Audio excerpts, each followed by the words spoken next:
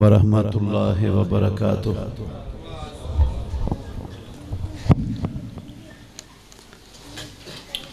نحمدہ ونصلی ونسلم علی رسولہ الکریم،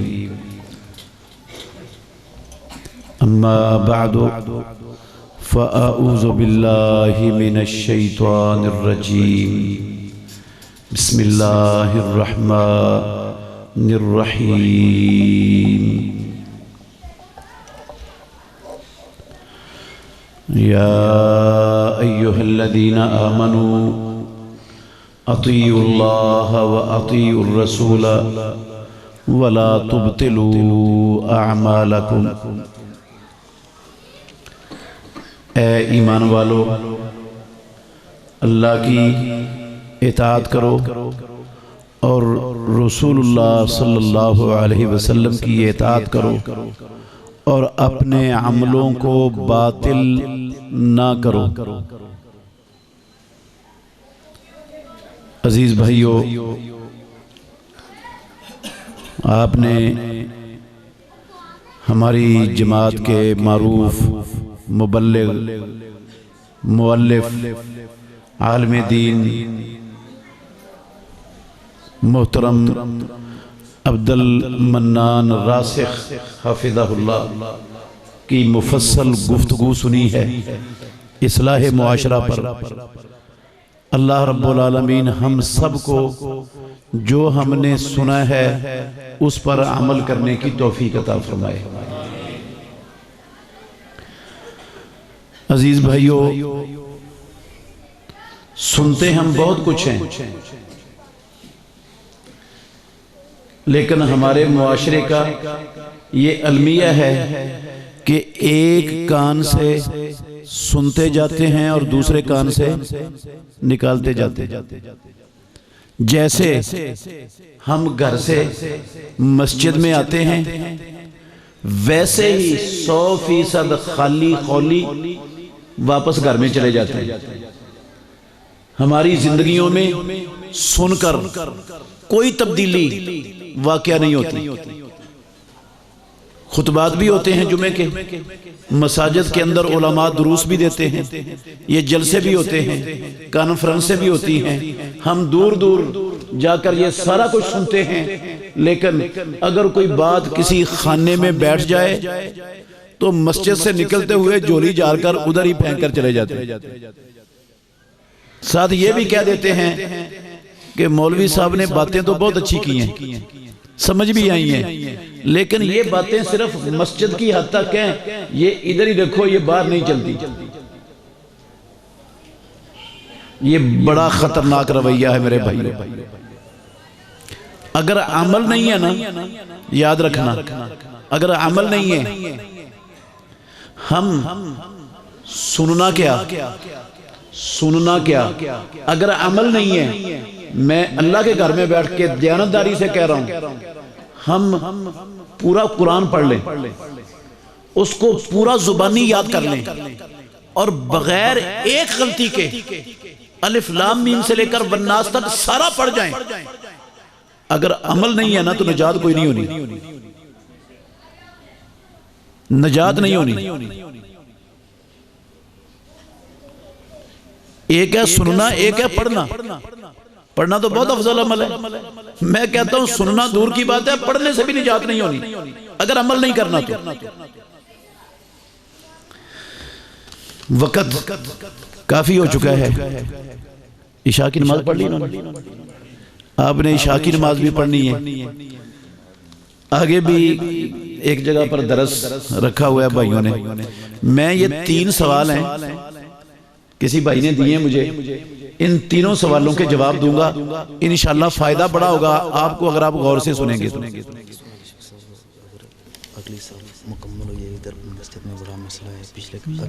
جی ٹھیک ہے، ان سوالوں کے جواب سنیں گے تو بڑا نفع ملے گا آپ کو، فائدہ بڑا ہوگا انشاءاللہ۔ پہلا سوال ہے، اگر والد یا والدہ فوت ہو جائیں تو قبرستان میں قرآن پڑھنا یا ہاتھ اٹھا کر دعا کرنا جائز ہے؟ ایک یہ سوال ہے، دوسرا سوال ہے دن مقرر کر کے قبرستان جانا جائز ہے؟ حدیث کی روشنی میں بتائیں۔ تیسرا سوال ہے کیا عورتوں کا قبرستان جانا جائز ہے؟ عزیز بھائیو،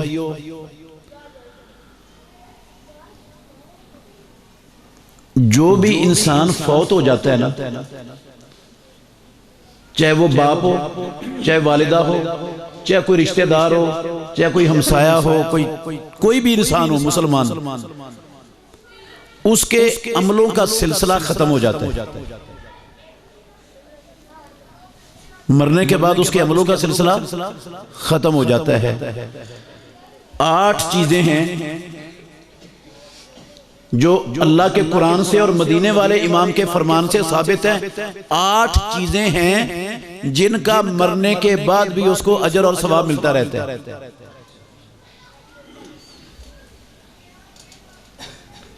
ان 8 چیزوں میں سے 4 کا تعلق خود مرنے والے کے ساتھ ہے اور 4 چیزوں کا تعلق پچھلے لوگوں کے ساتھ ہے۔ ان 8 چیزوں کے سوا کوئی 9ویں چیز نہ کتاب اللہ میں، نہ سنت رسول اللہ میں، نہ پیارے پیغمبر کی صحابہ کی زندگیوں میں کہیں اس کا نام و نشان اور تصور بھی نہیں کہ اس عمل کا فائدہ بھی مرنے والے کو پہنچتا ہے، مرنے کے بعد ہوتا ہے۔ وہ 8 چیزیں میں آپ کو گنوا دیتا ہوں، ایک چھوٹی چھوٹی دلیل بھی آپ کو سنا دیتا ہوں ساتھ ساتھ۔ 3 چیزیں تو ایک حدیث میں ہیں، صحیح مسلم شریف کی حدیث ہے۔ حضرت عبداللہ بن عباس رضی اللہ عنہما کہتے ہیں رسول مکرم صلی اللہ علیہ وسلم نے فرمایا اذا مات ابن آدم انقطع عنہ عملہ الا من 3، جب انسان فوت ہو جاتا ہے آدم کا بیٹا تو اس کے عملوں کا سلسلہ منقطع ہو جاتا ہے، مگر 3 عمل ایسے ہیں اس کے مرنے کے بعد بھی اس کا اجر ملتا رہتا ہے، ان کا اجر جاری رہتا ہے ان 3 عملوں کا۔ وہ 3 عمل کون کون سے ہیں؟ صدقۃ جاریہ، اپنی زندگی میں صدقہ جاریہ کر گیا۔ صدقہ جاریہ کا مطلب ہے مسجد بنا دی ہے، یہ صدقہ جاریہ ہے۔ جو بندہ اپنے پیسے سے مسجد بنا گیا ہے، جب تک یہ مسجد اللہ کی زمین پر قائم ہے، لوگ اس مسجد میں آ کر نمازیں پڑھ رہے ہیں، علم حاصل کر رہے ہیں، 100 سال 200 سال 1000 سال بھی چلے گی نا مسجد، تو اس مرنے والے کو اس مسجد کی وجہ سے اجر مرنے کے بعد بھی ملتا ہی رہے گا۔ مسجد ہے، کسی جگہ پر موٹر لگوا دی ہے، نلکا لگوا دی ہے میٹھے پانی کا، کوئی کسی غریب کو گھر بنا کے دے دی ہے، یہ صدقہ جاریہ ہے۔ جب تک وہ اس سے فائدہ اٹھائیں گے، بے شمار شکلیں ہیں صدقہ جاریہ کی، ایک چیز یہ ہے۔ دوسری ہے اور علم ينتفع به، علم چھوڑا اس نے جس سے لوگ فائدہ، کتابیں لکھ دی ہیں اس نے، لوگ وہ کتابیں پڑھ رہے ہیں، کتابیں چل رہی ہیں، جب تک چلیں گی کتابیں لوگ ان کو پڑھیں گے، فائدہ اٹھاتے رہیں گے، اس کو اجر مرنے کے بعد بھی ملتا رہے گا۔ یا کتابیں نہیں لکھی، اس نے شاگرد چھوڑے، قرآن سکھایا لوگوں کو، اللہ کے نبی کی سنت اور حدیث کا درس دیا ہے، لوگوں کی تربیت اور اصلاح کی ہے، لوگوں کے ذہن میں اللہ اور اس کے رسول کے فرامین بٹھائے ہیں۔ اب یہ لوگ جنہوں نے اس سے دین سیکھا ہے، جب تک وہ عمل کریں گے، پھر وہ آگے اپنی اولادوں کو سکھائیں گے، ان کی اولادیں عمل کریں گی، ان کی اولادیں اپنی اولادوں کو سکھائیں گی، وہ عمل کریں گی، جب تک اس کا سکھایا ہوا علم لوگوں میں منتقل ہوتا رہے گا، چلتا رہے گا، اس وقت تک اس مرنے والے کو فائدہ پہنچتا رہے گا۔ 2 چیزیں۔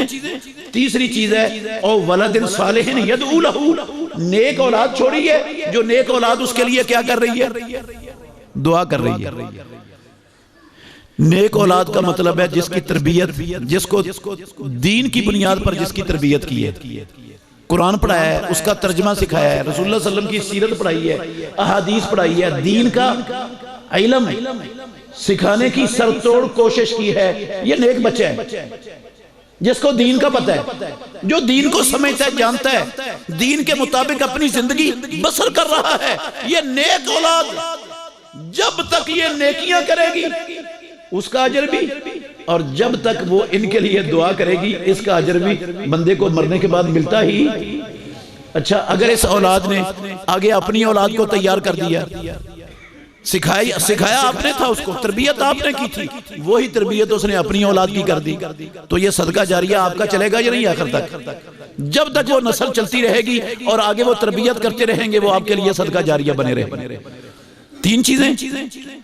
چوتھی چیز ایک دوسری صحیح مسلم کی حدیث میں ہے، رسول اللہ صلی اللہ علیہ وسلم نے فرمایا من مات مرابطا ینم لہ عملہ الی یوم القیامت ویامن الفتان، جو بندہ رباط کی حالت میں فوت ہو گیا، کس کی حالت میں فوت ہو گیا؟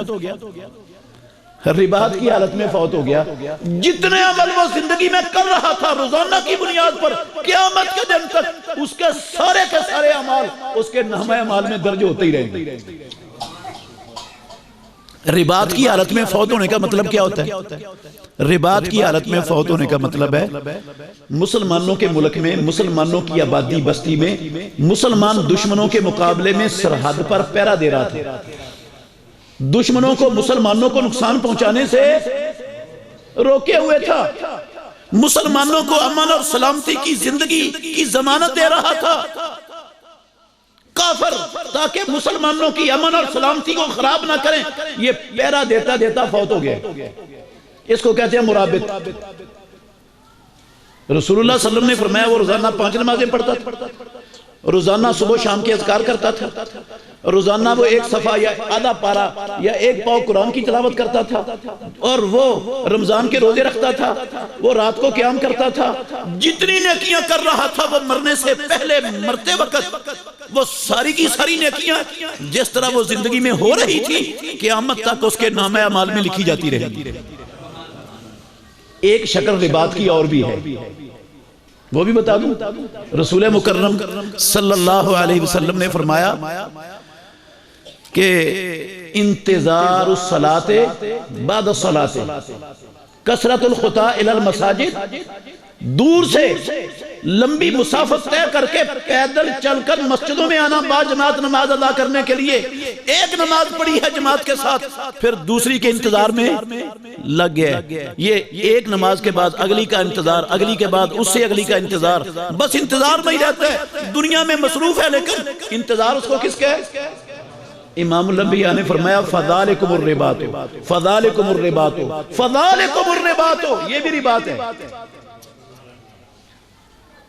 اندازہ لگائیں، دور سے اپنے ڈیرے سے، زمینوں سے، کاروباروں سے چل کر مسجد میں با جماعت نماز پڑھنے کے لیے آنا، پھر اگلی نماز کے انتظار میں لگ جانا، کتنا بڑا عمل ہے۔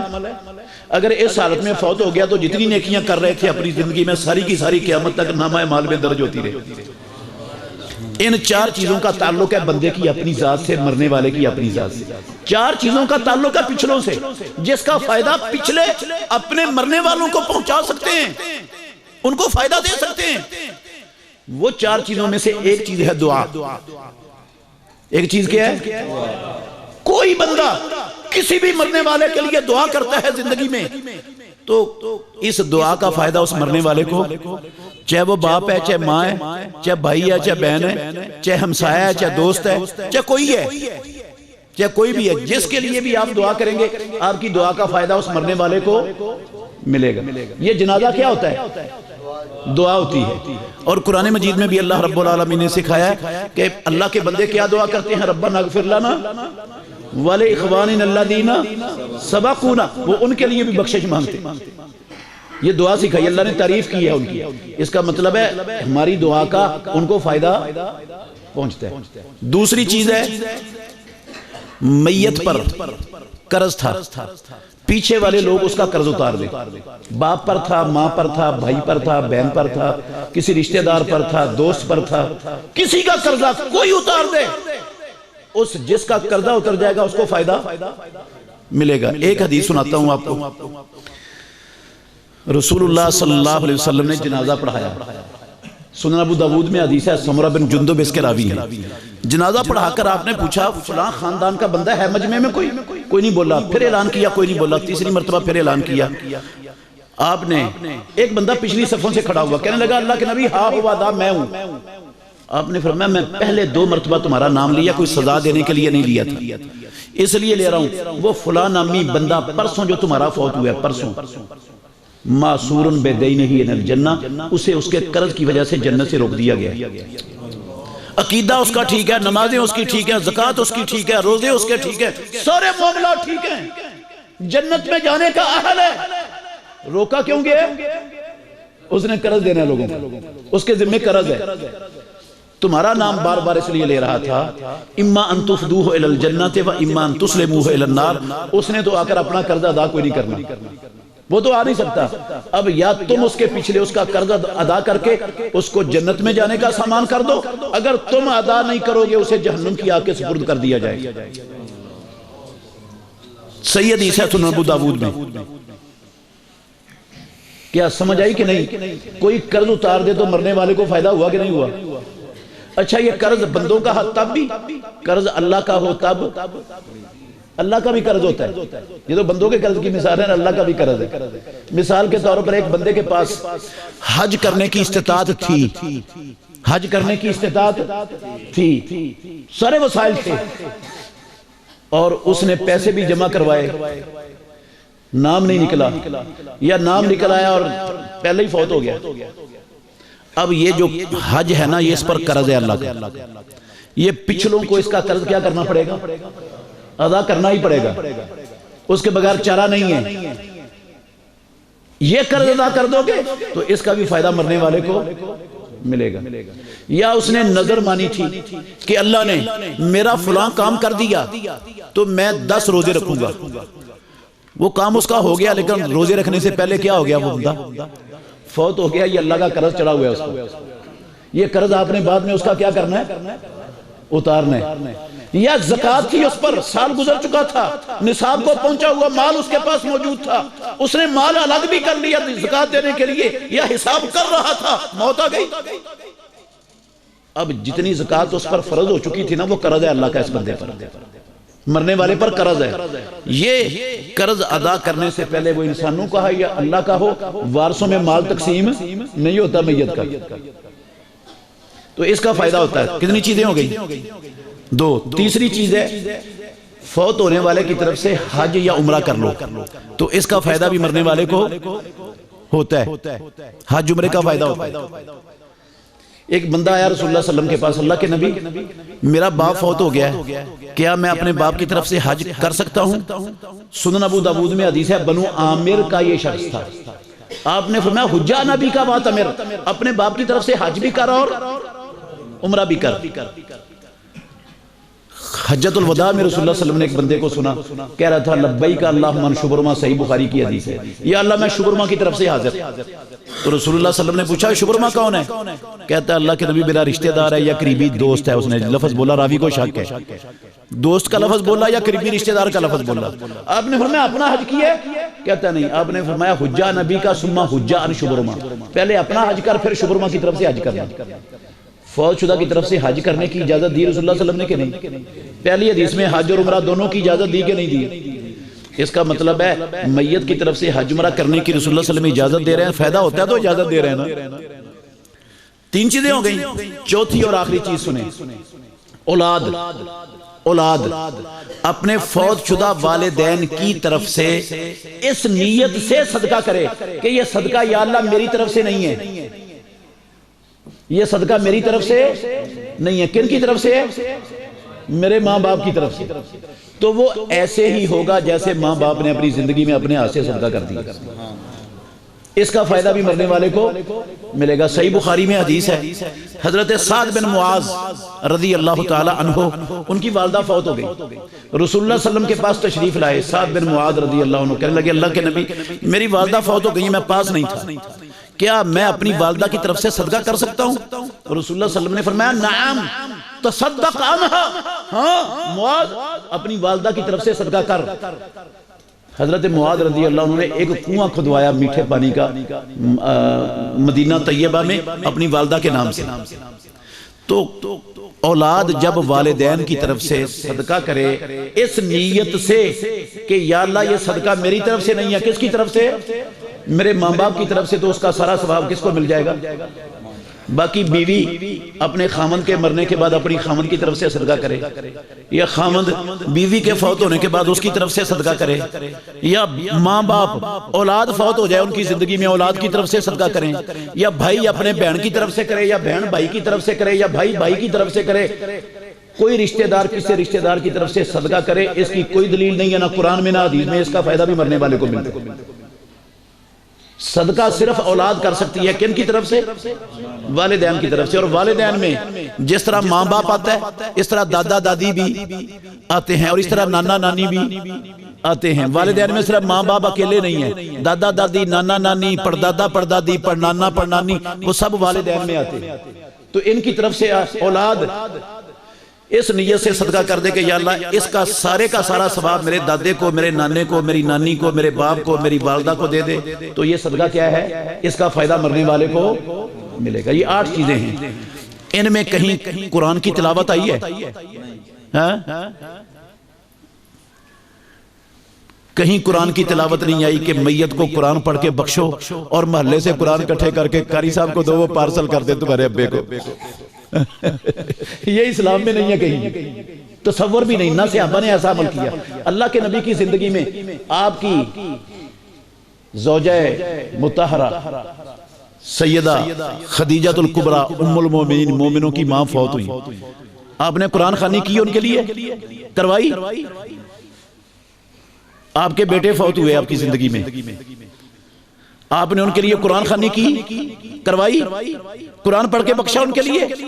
اللہ کے نبی کو نہیں پتا تھا قرآن پڑھ کے بخشنے کا بھی میت کو فائدہ ہوتا ہے؟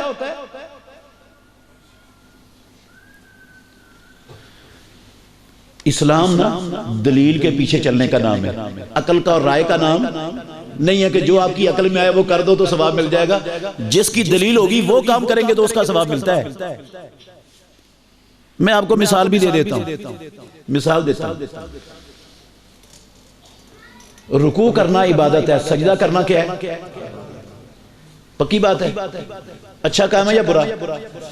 بہت اچھا، اللہ نے حکم دیا قرآن میں، نبی نے بھی حکم دیا رکوع اور سجدہ کرنے کا۔ ہم ہر رکعت کے اندر 1 رکوع اور 2 سجدے کرتے ہیں۔ اگر 2 رکوع اور 2 سجدے کریں تو نماز ہو جائے گی؟ عبادت نہیں ہے رکوع، تو پھر غلط کیوں ہے؟ طریقہ نہیں ہے محمد رسول اللہ صلی اللہ علیہ وسلم۔ یہاں عقل نہیں چلتی، یہاں اللہ کے نبی کا طریقہ چلتا ہے، یہاں دلیل چلتی ہے۔ سمجھ آ گئی؟ ایک چیز ثابت بھی ہے، جب وہ نہیں ہے تو نہیں ہے اسلام میں۔ قرآن مجید کو قبرستان کے اندر جا کر پڑھنا حرام ہے اسلام میں، حرام۔ اللہ کے گھر میں بیٹھ کے کہہ رہا ہوں، قبرستان میں قرآن کی تلاوت کرنا حرام۔ کیوں حرام ہے؟ قرآن پڑھنا غلط کام ہے؟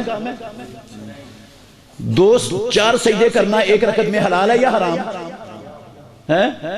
حرام۔ کیوں حرام ہے؟ طریقہ نہیں ہے نبی کا، اور قبرستان میں قرآن پڑھنا بھی نبی کا طریقہ نہیں ہے، اسلام نہیں ہے۔ دین محمد الرسول اللہ کی زندگی میں مکمل ہو گیا، آپ کے بعد وہی نہ کسی پر اتری ہے نہ قیامت تک اترنی ہے۔ جو اللہ کے نبی کی زندگی میں دین تھا آج بھی وہی، اور قیامت تک وہی رہنا ہے، وہ نہیں بدل سکتا۔ کوئی چیز اچھی بھی ہے، اذان اچھا کام ہے کہ نہیں؟ ہاں، اگر ہم عید الفطر سے پہلے، عید الاضحیٰ سے پہلے، یا نکاح میں نکاح پڑھانے سے پہلے، اجابہ قبول سے پہلے اذان پڑھ دیں تو ثواب ملے گا نا؟ اچھا کام نہیں؟ کیا کہہ رہے ہیں؟ نہیں ثواب ملے گا؟ کیوں بھئی؟ اچھا کام نہیں اذان؟ کام اچھا ہے لیکن اللہ کے نبی نے اس موقع پر نہیں کہی۔ کام اچھا ہے لیکن اللہ کے نبی نے نہیں کیا۔ جو اللہ کے نبی نے نہیں کیا وہ کرنا حلال نہیں ہے، حرام ہے۔ پیارے پیغمبر سے پوچھا ہماری ماں عائشہ صدیقہ رضی اللہ عنہا نے، اس میں دوسرے سوال کا جواب بھی آ جائے گا۔ صحیح مسلم کتاب الجنائز کے اندر حدیث ہے، اللہ کے نبی میں قبرستان جاؤں تو کیا پڑھوں؟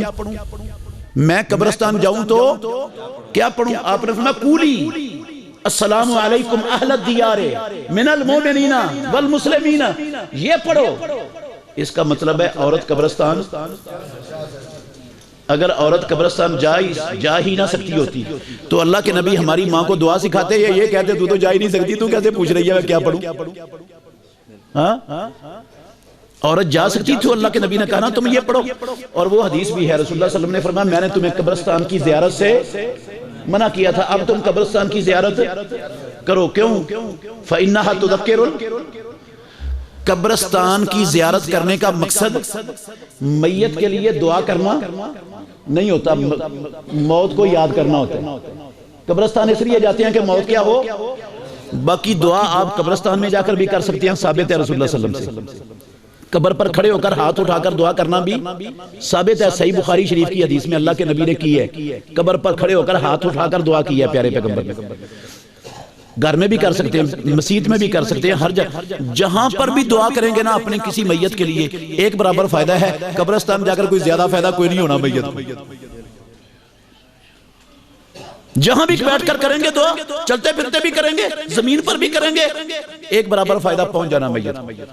قبرستان میں جا کر کوئی سپیشل فائدہ نہیں ہے میت کو، قبرستان صرف اس لیے جاتے ہیں کہ وہاں موت یا اچھا پہلے تو مردوں کے لیے بھی حلال نہیں تھا قبرستان جانا، منع تھا، اب اللہ کے نبی نے اجازت دی، اور اجازت کی جو وجہ بتائی یہ موت کو یاد دلاتی ہے۔ کیا موت کی یاد کی صرف مردوں کو ضرورت ہے یا عورتوں کو بھی ہے؟ ہاں عورتوں کو بھی ہے، اس کا مطلب ہے عورتیں بھی قبرستان کی زیارت کر سکتی ہیں، جا سکتی ہیں، لیکن بے پردہ ہو کر نہیں جانا، بے پردہ ہو کر نہیں جانا، خوشبو لگا کے نہیں جانا، اور وہاں جا کر رونا پیٹنا کوئی غیر شرعی کام اگر بے پردہ کر جاتی ہے، خوشبو لگا کے جاتی ہے، وہاں جا کر روتی پیٹتی ہے، کوئی غیر شرعی کام کرتی ہے، تو پھر ایسی عورتوں پر لعنت ہے، اللہ کی لعنت برستی ہے۔ اس حدیث کا یہ مطلب ہے جس میں آیا ہے کہ لعن رسول اللہ صلی اللہ علیہ وسلم زوارات القبور، قبروں کی زیارت کرنے والی عورتوں پر کیا ہے، اللہ کی رسول نے لعنت فرمائی ہے۔ یہ ان عورتوں پر لعنت ہے جو غیر شرعی طریقے سے غیر شرعی کام کرنے کے لیے وہاں پر جاتی ہے۔ سمجھ آ گئی؟ اچھا جی، دن مقرر کرنا،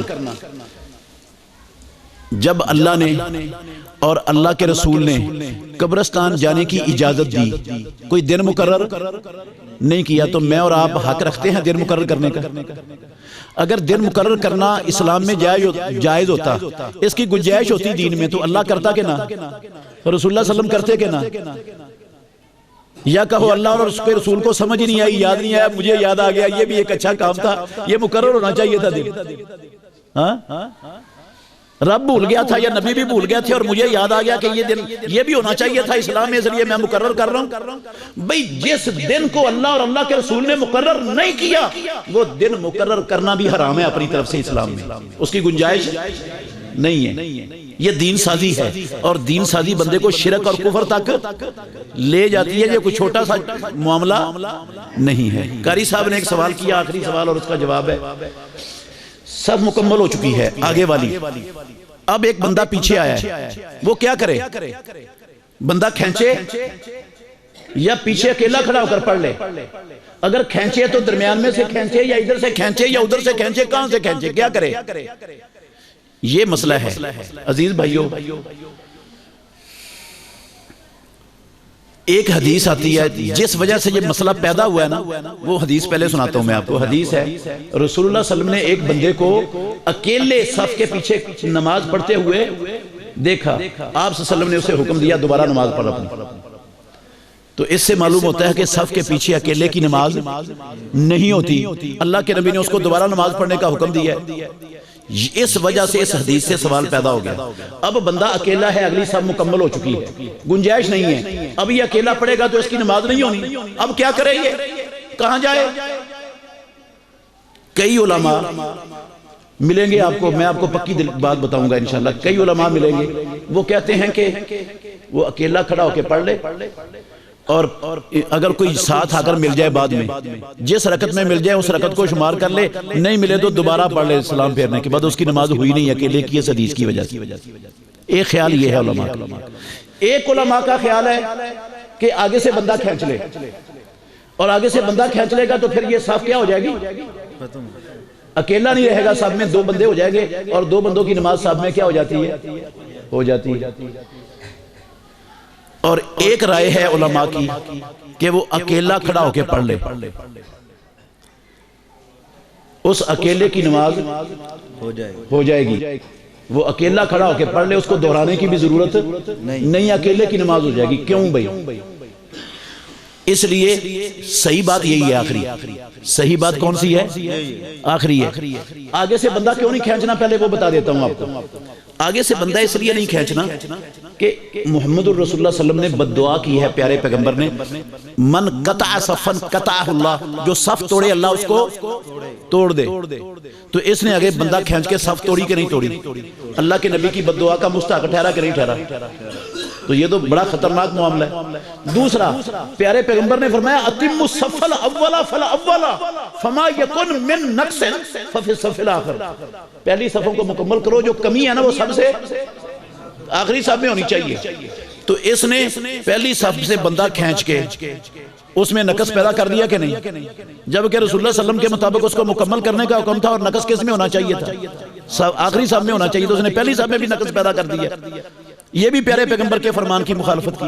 ایک بندہ، تیسری وجہ، بندہ کھینچنا غلط ہے، تیسری وجہ یہ ہے، ایک بندہ اپنا کاروبار چھوڑ کے دکان بند کر کے اس لیے پہلے آیا کہ میں اللہ کی رحمت کے قریب آ کے کھڑے ہونا ہے، کیونکہ پہلی صف والوں پر اللہ کی رحمت زیادہ نازل ہوتی ہے بنسبت دوسری صف والوں کے۔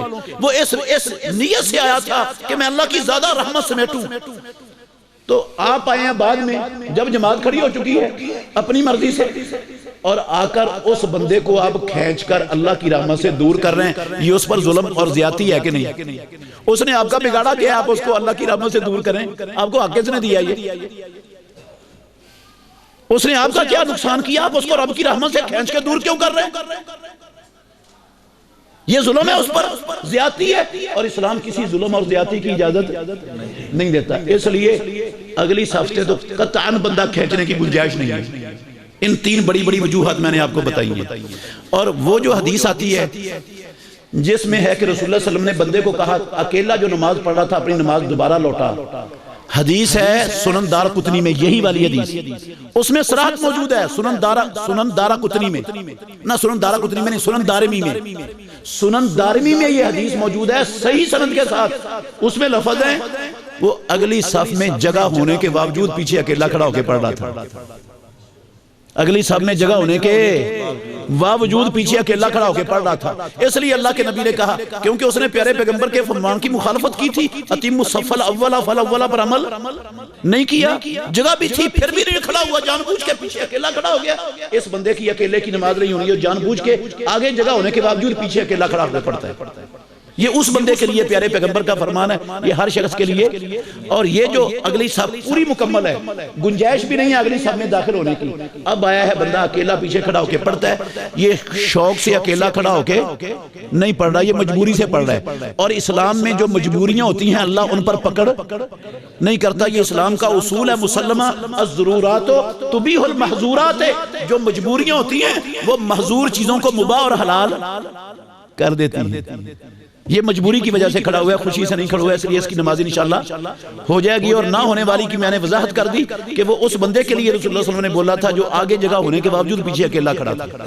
اب اللہ بھی آپ کو دے دیے۔ شیخ الاسلام ابن تیمیہ رحمت اللہ علیہ کا یہی والا فتویٰ ہے جو میں نے آپ کو سنایا ہے۔ علامہ ناصر الدین البانی رحمت اللہ علیہ کا بھی یہی فتویٰ، آپ پڑھ لیں ان کی کتاب صفات و صلاۃ النبی کے اندر، ان کا بھی یہی فتویٰ جو میں نے آخر میں آپ کو سنایا ہے۔ اللہ ہمیں سمجھنے کی، عمل کرنے کی توفیق عطا فرمائے۔ اچھا، دعا مسئلہ سمجھ لیں میرے بھائیو، یہ فائدہ ہو جائے گا انشاءاللہ۔ دعا عبادت ہے اللہ کی۔ دعا کیا ہے؟ کیا ہے؟ قرآن میں اللہ نے اس کو عبادت کہا ہے، وَقَالَ رَبُّكُمُ ادْعُونِي أَسْتَجِبْ لَكُمْ إِنَّ الَّذِينَ يَسْتَكْبِرُونَ عَنْ عِبَادَتِي سَيَدْخُلُونَ جَهَنَّمَ داخرین۔ اللہ نے کہا جو میری عبادت سے، مجھ سے دعا مانگنے سے تکبر کرتا ہے، ذلیل ہو کر جہنم میں جائیں گے۔ اور رسول اللہ صلی اللہ علیہ وسلم نے بھی فرمایا الدعاء هو العبادۃ، دعا کیا ہے؟ عبادت ہے۔ تو اللہ نے ہمیں کس لیے پیدا کیا دنیا میں؟ عبادت کے لیے۔ تو دعا کرنی چاہیے کہ نہیں؟ پھر جان چھڑانی چاہیے، بھاگنا چاہیے دعا سے۔ جو دعا نہیں نہ کرتا، یاد رکھو پیارے پیغمبر نے فرمایا من لم یسأل اللہ یغضب علیہ، ترمذی شریف کی حدیث ہے، جو اللہ سے نہیں مانگتا رب اس پر ناراض۔ یہ دنیا کے بالکل الٹ معاملہ ہے۔ اب دنیا والوں سے بار بار مانگو گے تو کیا ہوگے، اور اللہ سے نہیں مانگو گے تو پھر رب کیا ہوگا، اور جتنا بار بار مانگو گے اتنا رب خوش ہوگا. تو اللہ سے مانگتے ہی رہنا چاہیے.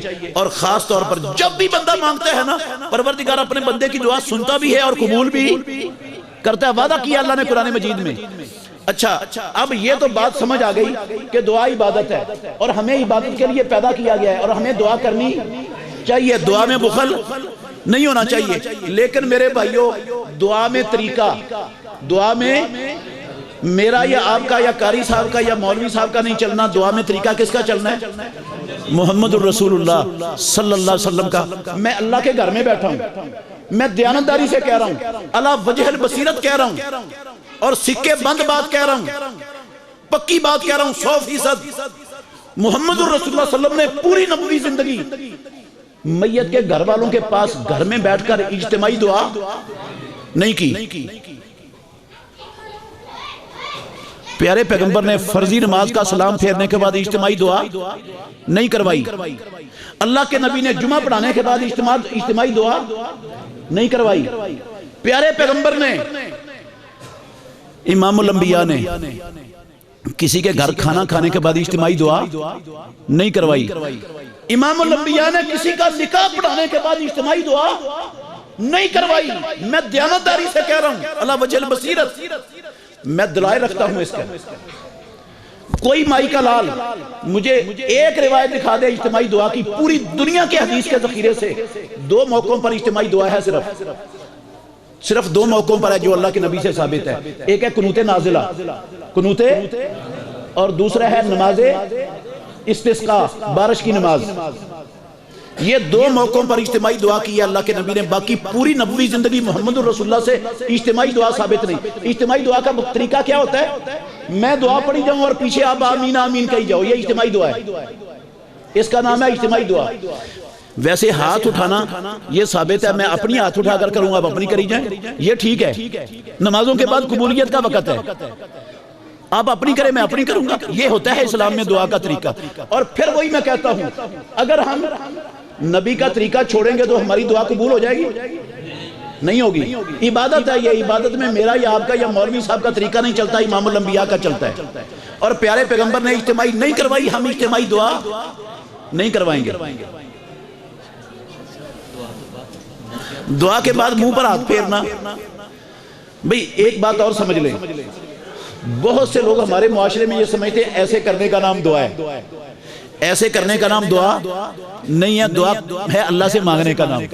دعا کس کا نام ہے؟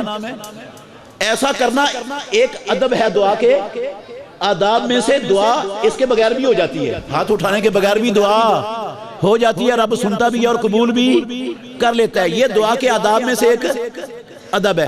اگر کسی نے ہاتھ اٹھا لیے، ہمارے معاشرے میں تصور یہ ہے کہ اب جب تک وہ ہاتھ چہرے پر نہیں نہ پھیرے گا وہ ساری دعا جو آئی ہے نا تو وہ نیچے گر جائے گی. حالانکہ ایسا مسئلہ نہیں ہے، وہ ضائع دعا کوئی نہیں ہوتی، کوئی نہیں گرتی. چہرے پر ہاتھ پھیرنا رسول اللہ صلی اللہ علیہ وسلم سے ثابت نہیں ہے. حضرت انس بن مالک رضی اللہ عنہ، ان کا ایک صحیح سند کے ساتھ اثر ہے، موقوف روایت ہے، حضرت انس رضی اللہ عنہ پھیرتے تھے. باقی کسی اور صحابی سے بھی ثابت نہیں ہے. اس لیے علماء کہتے ہیں اگر کوئی پھیر لیتا ہے تو ہم اس کو غلط نہیں کہہ سکتے کہ صحابی کا عمل ہے. ویسے رسول اللہ صلی اللہ علیہ وسلم کا منہ پر ہاتھ پھیرنا دعا کے بعد عمل نہیں ہے. سبحانک اللہم ربنا و بحمدک. کوئی کہہ دو بھی تو اپنی دعا کرے امام صاحب، آپ اپنی کریں، امام صاحب اپنی کریں، اجتماعی نہیں ہے کہیں.